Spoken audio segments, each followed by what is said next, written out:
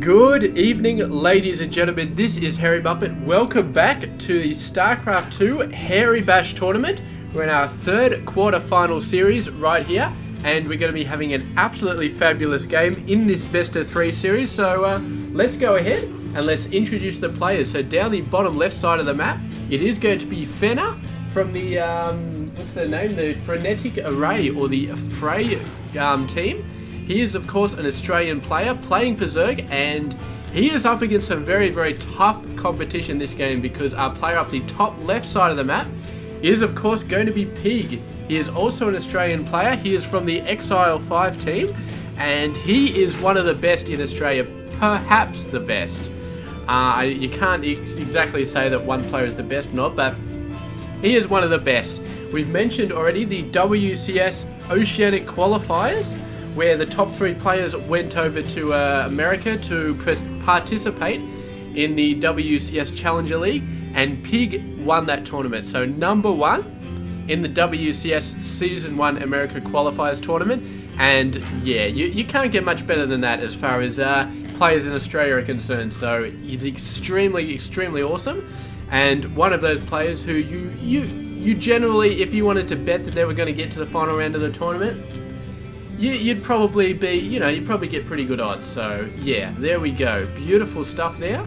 And of course it is going to be a ZvZ, and it looks like Fenner is actually going to be going for a bit of aggression. We've got the spawning pool down before the hatch.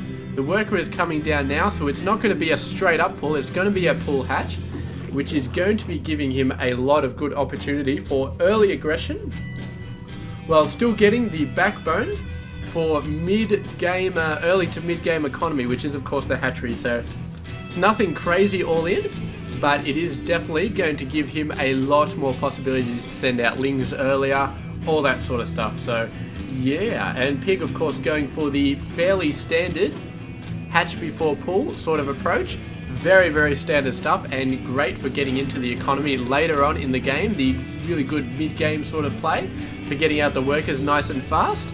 And we will just see what Fenner can actually do with this. He hasn't pushed out a ton of workers yet. He's mainly just getting, he hasn't pushed out a ton of lings yet. He's mainly just getting the workers. And currently he's doing alright on the workers count. Both players doing pretty good.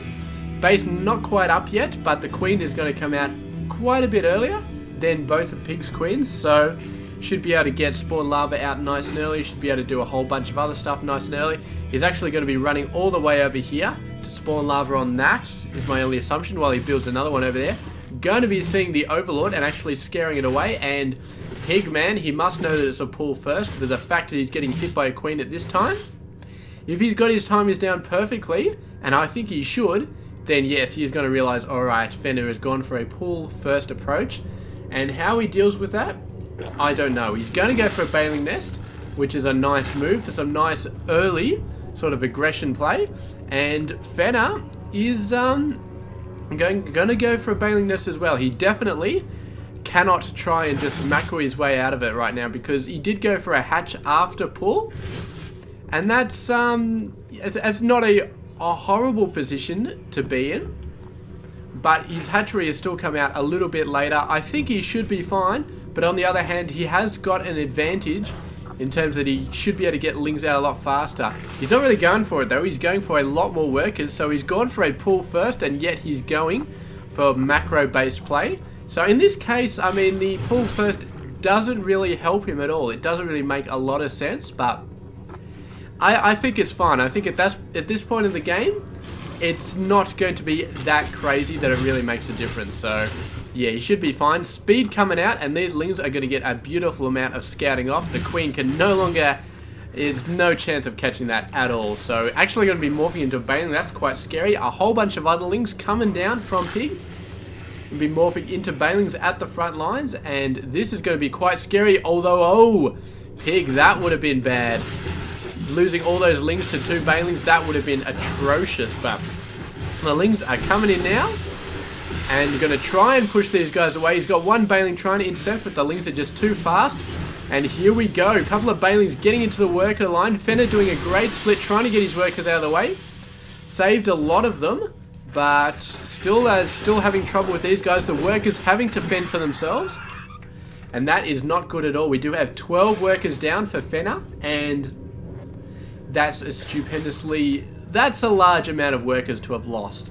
And I mean, most of them I think were actually killed by Lings. The Banelings not so much. So Fenner, of course, has got a ton of units right here. He's currently running 25 Lings against 8. And if he can do the similar amount of damage... Oh no, there's the GG right there. Pig doing what Fenner could not, getting the Baneling hits on that massive Ling incursion, and that was all over there. Fenner knew he was never going to even out the worker numbers, and he just had to give it up right there. He just had to give it away and just say GG, because he knew he wasn't going to catch up. Those Lings were his final hope. So let's check that out again. That exact Baneling play. Let's actually... Here we go. Oh, beautiful, beautiful stuff.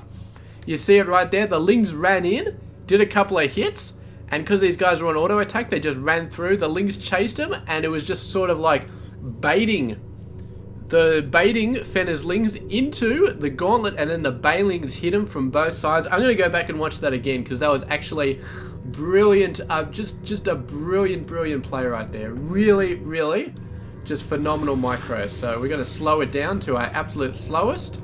And can I remove that? No, that's ultra zoom. I don't want that. But yeah, see, running them back in. The Banelings on the side. The Lings running backwards. Beautiful. Absolutely beautiful play there by Pig. Flawless micro and Fenner. I mean, that's how you take out Lings with Banelings right there. You hit them from both sides. And you bait them in with Lings. So great stuff there. And... we can see with just those 2 seconds of play why Pig is one of the best players in Australia, man. And yeah, alright, we're going to have to move on. We're going to have to check out game number 2. Remember, this is a best of 3, so Fenner still has a chance to push on to the semi-finals. But he's going to have to win 2 games in a row, and this is going to be tough for him. So anyway, let's check that game out. This has been Hairy Muppet. I hope you enjoyed this game.